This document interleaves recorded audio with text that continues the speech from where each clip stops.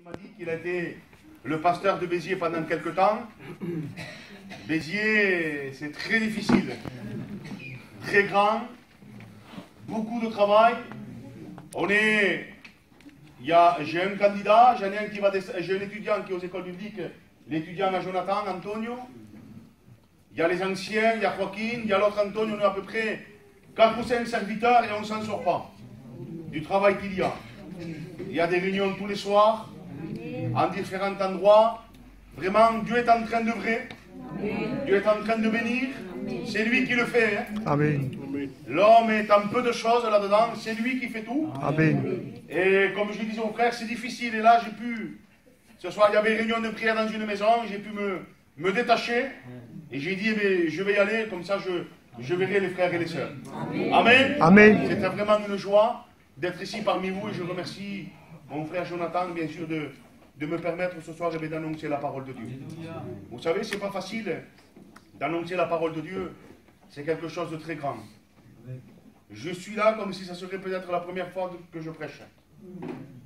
Et assez souvent, ça m'arrive très souvent, une peur, une crainte, parce que je réalise une chose, et on réalise une chose, les serviteurs, que prêcher, ce n'est pas dire des mots, ce n'est pas parler comme cela, du temps, du vent, du soleil, c'est parler d'une personne. Amen. Vous savez, parler de Dieu. Beaucoup de religions parlent de Dieu aujourd'hui. Mais la différence, c'est que nous voulons de parler de la part de Dieu. Amen. Parce que nous sommes conscients de quelque chose ce soir, et à chaque réunion, que le seul qui connaît ton cœur, c'est Jésus. Même si je ne vous connais pas, tu vas dire, mais oui, mais toi, c'est normal que tu dises ça parce que tu n'es pas d'ici, tu ne me connais pas, peut-être c'est la première fois que tu me vois, mais tu dis ça, mais Jonathan me connaît. Mais même que Jonathan soit avec toi tous les jours, même que tu côtoies le pasteur tous les jours, il ne connaît pas ton cœur. Parce que chaque cœur est un monde. Chaque cœur est une vie. Et dans chaque cœur, il y a une histoire. Que tu le veuilles ou que tu ne le veuilles pas. Dans chaque cœur, il y a une enfance. Et dans chaque cœur, il y a des plaies. Dans chaque cœur, il y a des blessures. Il y a même des choses, des fois, que personne ne sait. Que personne ne connaît. Que toi seul, tu le sais. Mais laisse-moi te dire qu'il y a quelqu'un qui connaît. Il y a quelqu'un qui sait. Et c'est pour cela que ce soir je dis que c'est lui qu'il faut qu'il parle. C'est lui qu'il faut qu'il agisse. Moi, que voulez-vous que je vous apporte de plus? Je ne suis qu'un homme comme vous. Un humain comme vous. Mais ce soir nous allons le laisser faire à lui. Celui qui connaît ton cœur. Celui qui connaît ton histoire. Celui qui connaît ton enfance, celui qui connaît toute ta vie, nous allons le laisser parler ce soir. Amen. Que Dieu soit béni. Amen. Avant d'aller plus loin, je vais demander à mon frère de prier le Seigneur. Nous te bénissons, Seigneur. Gloire à toi, Jésus. De ta grâce qui est au milieu de nous, Seigneur. Merci, notre Père. Que Dieu soit béni. Sans plus tarder, nous allons faire une lecture de la parole de Dieu. Nous ferons 2 lectures. Et après, on ira un peu plus loin dans la parole de Dieu. C'est dans le livre de la Genèse, au chapitre 1. La première lecture se trouve dans le chapitre 1 et au verset 26. C'est simple ce soir. Tu n'attends pas un message. Je n'ai pas la capacité d'apporter du surnaturel. On n'apporte que la parole de Dieu. Amen. Il est dit ainsi, puis Dieu dit, faisons l'homme à notre image, selon notre ressemblance, et qu'il domine sur les poissons de la mer, sur les oiseaux du ciel, sur le bétail, sur toute la terre, et sur tous les reptiles qui rampent sur la terre. Et au verset 27, il va dire, Dieu, à nouveau, il va le répéter, créa l'homme à son image. À son image, et il créa à l'image de Dieu l'homme et la femme, et Dieu les bénit. Au chapitre 2, la deuxième lecture, au verset 7, l'Éternel Dieu forma l'homme de la poussière de la terre. Il souffla dans ses narines un souffle de vie, et l'homme devint une âme vivante. Puis l'Éternel, à nouveau lui, puis l'Éternel Dieu planta un jardin en Éden, du côté de l'Orient, et il mit l'homme qu'il avait formé. L'Éternel Dieu fit pousser du sol des arbres de toute espèce, agréables à voir et bons à manger. Amen. Amen. Que Dieu soit béni. Quel merveilleux programme pour l'être humain. Ici, le deuxième texte que nous avons lu, quand on remonte un peu plus haut, et ça parle de quelques versets, ça a comme un titre, un cadre de vie pour l'homme. Et la première lecture que nous avons faite parle bien sûr de la création, du projet que Dieu a eu avec l'être humain. Il dit, on ne fait que répéter ce soir quelque chose que nous savons. Il va dire, eh bien, on va créer l'homme, on va le faire, on va le créer à notre ressemblance, à notre image, et il est dit que Dieu va le bénir, que c'est merveilleux d'être béni de Dieu. C'est quelque chose d'extraordinaire. Être béni de Dieu. C'est pas, aujourd'hui on attribue à quelqu'un d'heureux quand il touche de l'argent, quand il réussit dans un commerce, quand il arrive à faire quelque chose de bien. Il est heureux, lui. Aujourd'hui, l'être humain attribue trop vite le mot heureux à tout le monde. Mais là, la Bible parle que Dieu va bénir l'homme qu'il avait créé. Et la deuxième lecture, c'est la continuité de la bénédiction. Il va relever d'où va le sortir, de la poussière de la terre. Et la Bible me dit qu'il va le placer dans un jardin. Dans un jardin qui veut dire délice. Dans un jardin extraordinaire. Là où c'est que Dieu va faire pousser des arbres de toute espèce, la Bible dit. Beau à voir, agréable à manger. Dieu va dire à l'homme, tu vas dominer sur les oiseaux, tu vas dominer sur les reptiles, tu vas tout dominer. À un certain moment, il est dit que même Dieu va donner, il va donner le choix à l'homme de donner des noms aux animaux. C'était le couronnement de la création. Dieu l'avait créé à son image. C'était le chef-d'œuvre de Dieu. C'était quelque chose d'extraordinaire. Dieu va le bénir. Que c'est merveilleux d'être béni de Dieu. Amen. Amen. Gloire à Dieu. Amen. Je m'adresse à l'Église. Être béni de Dieu. Que Dieu soit béni. Amen. Être béni de Dieu, c'est pas quand nous avons une entrecôte de 3 kilos au plat. Aujourd'hui, on croit qu'on est béni parce qu'on a une entrecôte sur le plat. Non. On peut avoir une pomme de terre bouillie, mais être béni de Dieu. Amen. La bénédiction ne dépend pas des choses de la terre. La bénédiction, c'est lui qui la donne. Alléluia. La bénédiction, quand il y a la paix dans une maison. La paix. Le monde extérieur essaye de se la procurer par de l'argent. Par beaucoup de plaisir. Mais nous, les chrétiens, nous l'avons gratuitement. Amen. Que Dieu soit béni. Amen. Même quand on a des problèmes, même quand on traverse des difficultés, Jonathan, on sent la paix de Dieu. Alléluia. Si vous saurez le combat pour venir ici ce soir, ça fait depuis hier, problème sur problème. Depuis hier, j'ai fini ma journée, il était peut-être minuit ou minuit et demi. On n'a pas arrêté avec le frère. Un combat pas possible. Je disais, Seigneur, c'est pas normal, il va se passer quelque chose. Et pourtant, il y avait un problème qui touchait ma maison. Et ce matin, j'étais chez moi. Je priais Dieu. Même avec... Je prie, je parlais même pas. Et je sentais la paix de Dieu. Et je disais, ça n'a pas de prix, ça. C'est vrai. Ça n'a pas de prix, la paix de Dieu. C'est vrai, amen. Et il est dit que Dieu va bénir l'homme. Dieu va lui donner une demeure, il va le placer plutôt. Dans un jardin magnifique. Quel programme pour l'homme. pour lui. Et maintenant, on va aller plus loin. On va aller dans le livre de Marc. Et on va lire au chapitre 5 et au verset 1. Ils arrivèrent sur l'autre bord de la mer, dans le pays des Gadaréniens.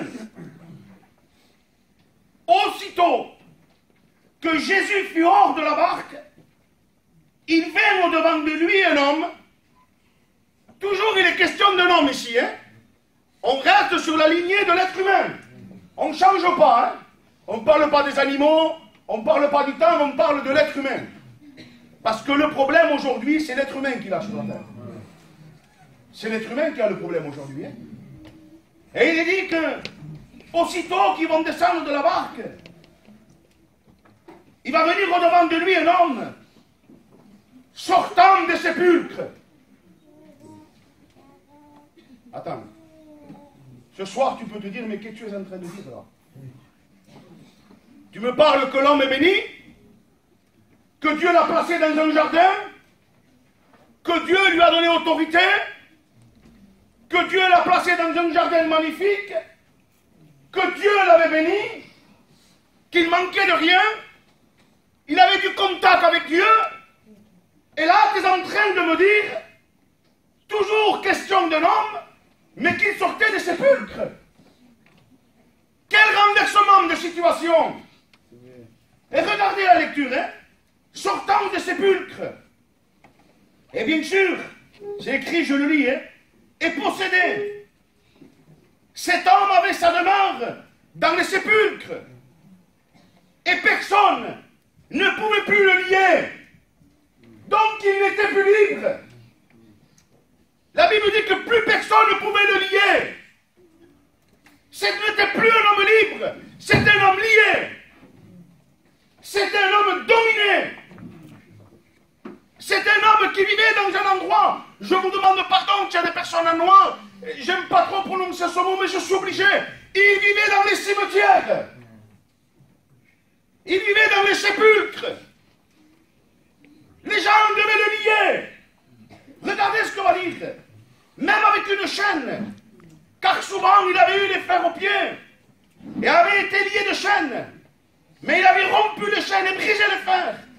Et personne n'avait la force de le dompter.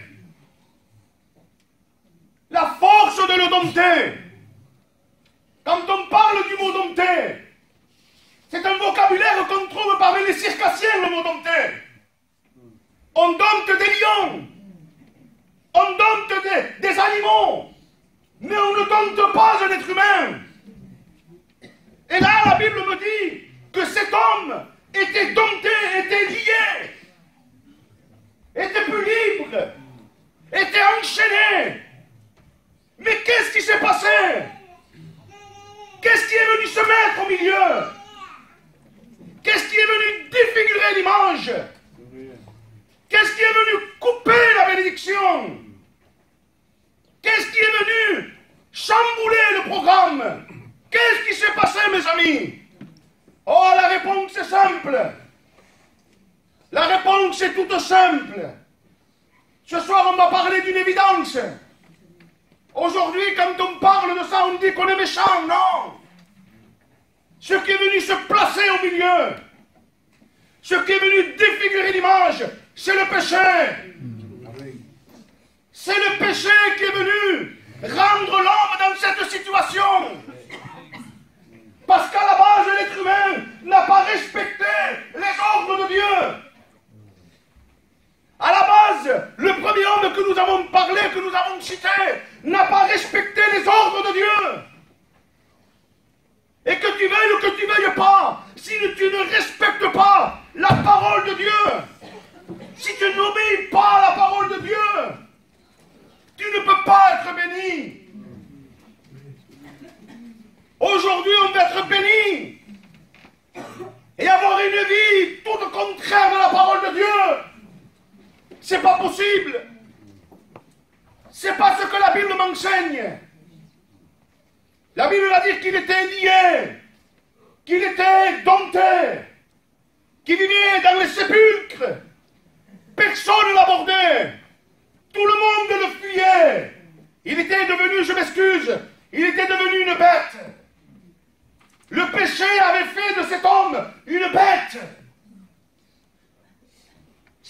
Quelle décadence! Quelle destruction! Laisse-moi te dire une chose. On va sortir du contexte de la parole de Dieu. Ne te fâche pas avec moi. Je te le dis avec tout l'amour que j'ai dans mon cœur pour toi.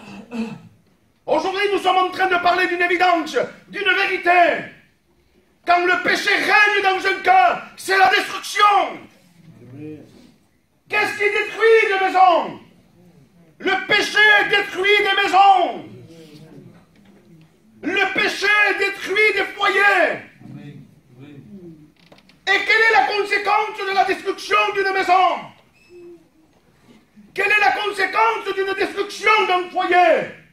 Ça répercute sur les enfants. C'est pour ça que j'ai dit tout à l'heure que chaque cœur a une histoire. Et pourquoi un enfant retient des choses qu'un adulte n'aurait pas retenues? Il y a des enfants qui se souviennent de choses que quand ils étaient enfants, même moi ça m'arrive. Aujourd'hui je vais oublier quelque chose, mais quelque chose qui m'a marqué dans mon enfance, je ne l'oublie pas. Et aujourd'hui il y a des maisons détruites, il y a des enfants qui souffrent, il y a des parents qui souffrent à cause du péché. La drogue est rentrée dans notre peuple. C'est mon khitan, on n'a rien contre eux. Mais nous, on disait... Qu'est-ce qu'on disait, Jonathan? Moi, j'entendais les vieux avant. Ils disaient non, quelqu'un qui se droguait, non, c'est pas normal. Et aujourd'hui, c'est la mode. Pour être un homme dans le monde, il faut se droguer. Non. C'est la destruction. La Bible l'appelle le chaos. Le chaos dans nos vies, le chaos dans nos maisons, le chaos sur nos enfants. Quelle est l'image que tu es en train de donner à tes enfants?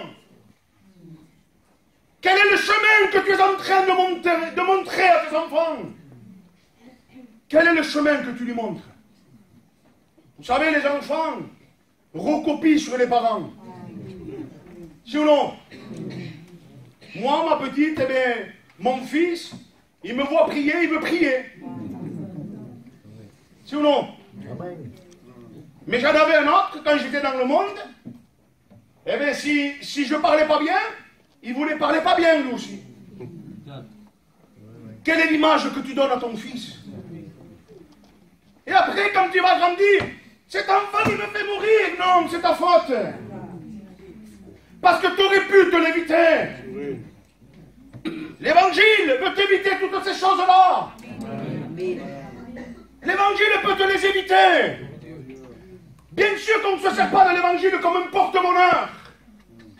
Mais la parole de Dieu, quand elle touche un cœur, ça la marque. Quand un cœur est touché, même qu'il soit enfant, comme il y a ici, ils se rappelleront de ces moments. Et quand viendra le moment, ils se souviendront des réunions. Ils se souviendront si leurs parents sont chrétiens. Je crois que c'est ton fils, non, Jonathan? Il se souviendra plus tard quand il priait. Il sait ce que c'est une réunion. Mais aujourd'hui, quoi? Les apprendre à quoi? Je me sens libre, Jonathan, et je vous demande pardon. Hein? Je m'en vais ce soir, de toute façon. On les apprend à quoi aujourd'hui? Je sais pas, je me suis jamais drogué. À faire des lignes pour se droguer. On les apprend à quoi? À leur donner de la rancune aux enfants. À les faire grandir dans de la haine. Parce qu'on les ingère dans le problème qu'on a nous. Qu'est-ce qu'on leur apprend? Qu'est-ce qu'on est en train d'apprendre à nos enfants? Sans t'en rendre compte. Tu es en train de donner une direction. Une direction qui n'est pas bonne. Au nom de Jésus-Christ, sors de là. Je ne sais pas pourquoi je dis ça. Ça ne faisait pas partie du message. Arrête. Tu es en train de tomber sur une pente glissante. Le péché veut dire pente glissante. Tu y glisses toi et toute ta maison avec toi. Fais attention. L'évangile t'évitera des problèmes. Aujourd'hui, il y a des personnes dans le monde, oui, mais pourquoi il m'arrive ça? Pourquoi il m'arrive ça? Si on peut leur répondre, tu te l'es cherché.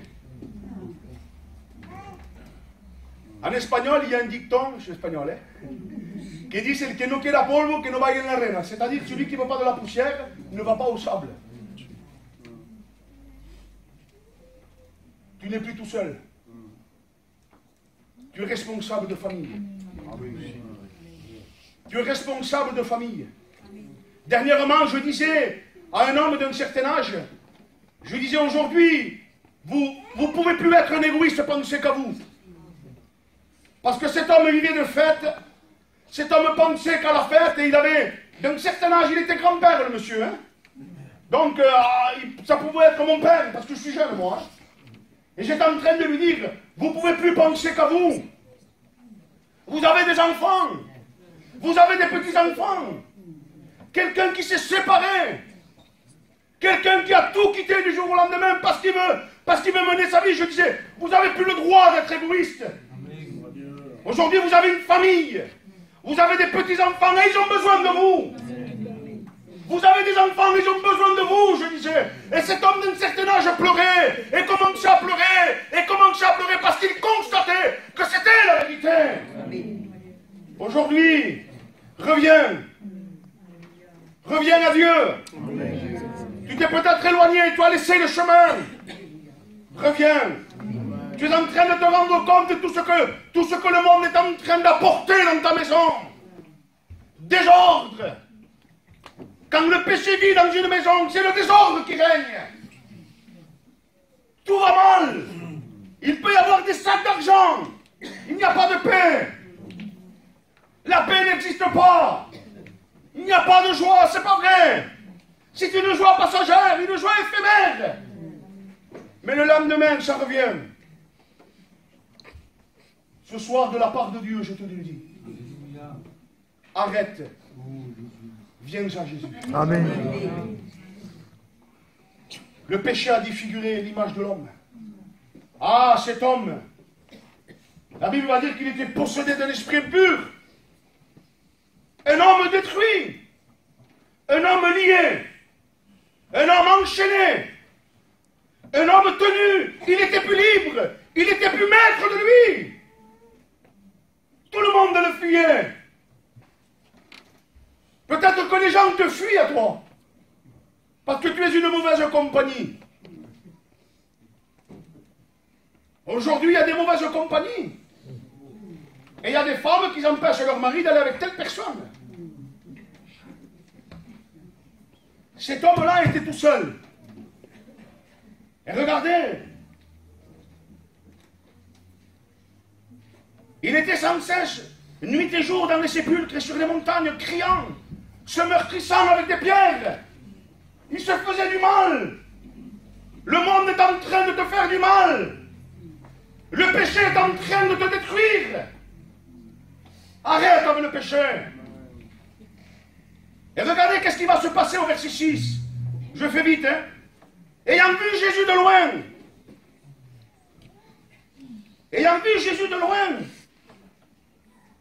il a couru se prosterner devant lui et s'écria d'une voix forte, qu'y a-t-il entre moi et toi, Jésus, fille du Dieu très haut? Je t'en conjure, au nom de Dieu, ne me tourmente pas. Car Jésus lui disait, sors de cet homme, esprit. Et il lui demanda, quel est ton nom? Légion est mon nom, lui répondit-il, car nous sommes plusieurs. Et il le priait instamment de ne pas l'envoyer hors du pays. Il y avait là, vers la montagne, un grand troupeau de pourceaux qui paissaient. Et les démons le prièrent en disant, envoie-nous dans ces pourceaux afin que nous entrions à eux. Il le leur permit. Et les esprits impurs sortirent et entrèrent dans les pourceaux. Et le troupeau se précipita dans des pentes escarpées, dans la mer. Et il y avait environ 2000 qui se noyèrent dans la mer.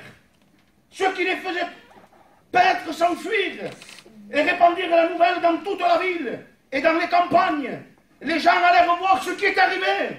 Les gens voulaient voir qu'est-ce qui se passait. Il y avait un événement. Là où il y avait l'homme lié, là où il y avait l'homme tenu, là où il y avait l'homme des sépulcres, aujourd'hui le péché te donne un nom. Je m'en vais ce soir, hein? Le péché donne des noms aujourd'hui. Il te fait perdre ton identité. Aujourd'hui, quand quelqu'un boit, on l'appelle l'alcoolique. Il perd son nom. Peut-être qu'à cet homme, on l'appelait l'homme des sépulcres. Aujourd'hui, quand quelqu'un touche à la drogue, je m'excuse. Ah oui, qui? Ah, le drogué, il perd son identité. Le péché te fait perdre ton identité. Le péché défigure. Le péché détruit. Cet homme, tout le monde voulait savoir qu'est-ce qui se passait. Et regardez, ceux qui avaient cru, ceux qui avaient vu ce qui s'était passé, le racontèrent, ce qui était arrivé au démoniaque et au pourceau. Alors ils se mirent à supplier Jésus de les quitter. Et regardez qu'est-ce qui va se passer. Ils vinrent auprès de Jésus et ils dirent, il avait perdu son identité, il ne parle pas de son nom. Samuel, la Bible l'appelait, je m'excuse, le démoniaque. Même pas son nom est mentionné. La Bible va dire, et ils virent le démoniaque. Et regardez. Et ils virent celui qui avait eu la légion. Premièrement, ils vont le voir assis. Aujourd'hui, quand quelqu'un est agité, il ne peut pas tenir une minute sur une chaise. Si ou non? Ça fait les 100 pas. Ça rentre, ça sort, ça rentre, ça sort, ça rentre, ça sort. Ça fume, vas-y. Le soir, ça ne dort pas. Le soir, ça ne dort pas. C'est pas bien. Il n'est pas bien. Et il va dire qu'ils vont le voir assis. Quelqu'un d'assis. Vêtu. Et dans son bon sens. Tu vas retrouver ce sens. Et regardez. Et ils furent saisis de prière. Alléluia. Alléluia. Il était assis. Et dans son bon sens. Le seul qui peut donner un sens à ta vie. Amen. Le seul qui peut redonner du sens à ta vie. C'est Jésus. Amen. Le péché a détruit. Le péché a fracassé l'être humain. Le péché a fait beaucoup de mal. Amen. Le péché a causé des blessures. Ton cœur est blessé. Ton cœur est saignant. Parce que le péché t'a fait du mal. Mais lorsque cet homme s'est rencontré avec Jésus, mais qui est Jésus? Jésus est l'homme de la croix. Amen. Le héros de la croix. Amen. Celui qui a été digne de mourir à la croix. Aucun homme n'a pu mourir à la croix pour racheter l'humanité. Ni Pierre, ni Jean, ni même tous les hommes de Dieu de l'Ancien Testament ne pouvaient pas payer, ne pouvaient pas mourir à la croix. Et lui, Jésus, a été le seul qui a été digne de mourir sur une croix. Des crucifiés, il y en avait plein dans ce temps-là. Mais sa crucifixion a été hors pair, il n'y en a pas eu comme la sienne. Parce que plus de 2000 ans après, nous sommes en train de parler de cette crucifixion. Rencontre-toi avec le héros de la croix. Celui qui a pu dire, Père, pardonne-leur, car ils ne savent pas ce qu'ils se font. Celui qui a pu dire avant de mourir, tout est accompli, alléluia. Et dans le tout accompli, il y avait cette réunion. Le péché t'a détruit. Le péché détruit ta maison. Le péché détruit tes enfants. Et aujourd'hui, tu en es conscient. Je t'invite à faire comme cet homme. Il s'est rencontré avec Jésus. Jeune fille et jeune garçon, peut-être que toi, je finis avec ça. Hein? Tu ne te sens pas concerné, oui, mais moi non, je suis jeune. Commence aujourd'hui. Commence aujourd'hui parce que tu t'éviteras des problèmes. La vie ne te fera pas de cadeau. Ne crois pas que la vie va te faire un cadeau, mon ami. L'ennemi, il donne d'une main et il reprend de l'autre. Vous savez l'image que je donnais à Béziers, c'était mardi à la réunion. Je disais quand il y a de la fumée. Et entre vous, vous dites, ah j'ai attrapé de la fumée. Et vous le croyez qu'il y a de la fumée. Mais quand vous ouvrez la main, vous vous rendez compte qu'il n'y a rien. Le monde c'est ça. Le monde te monte en gloire. Le monde te donne. Le monde est capable de te donner une renommée. Mais quand je ne sers plus à rien, le monde me met de côté. Le monde est ingrat. Le monde est égoïste. Les jeunes, la réussite, c'est une vie avec Dieu. Un foyer béni, c'est quoi? C'est un foyer en Dieu. S'il n'y a pas Jésus dans un foyer, ça ne tient pas. Amen. Nous en sommes conscients.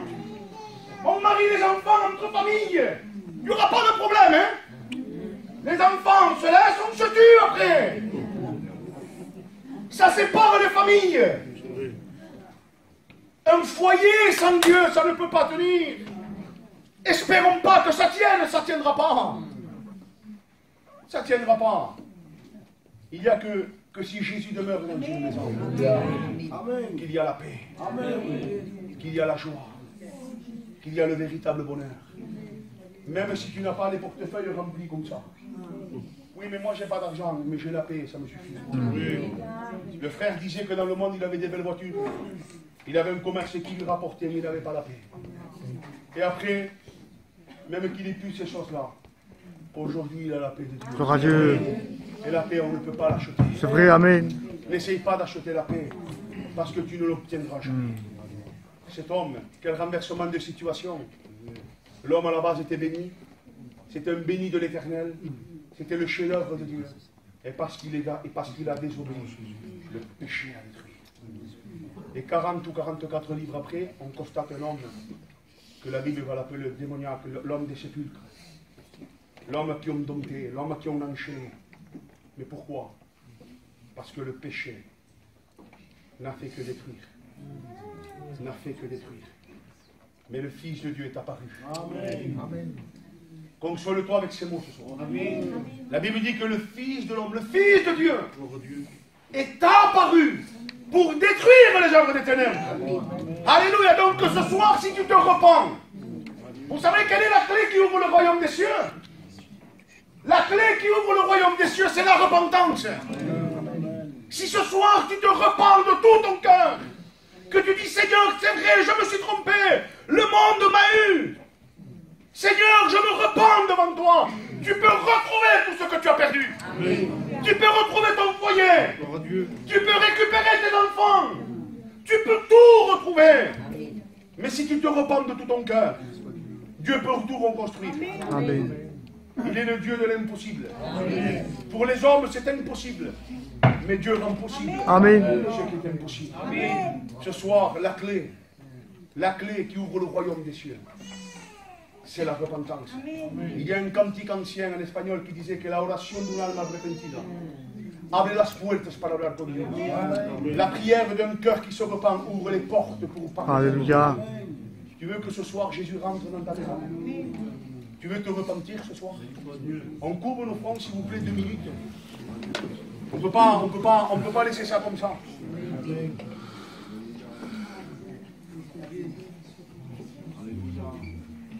Ce soir, le message est simple. Il est compréhensif.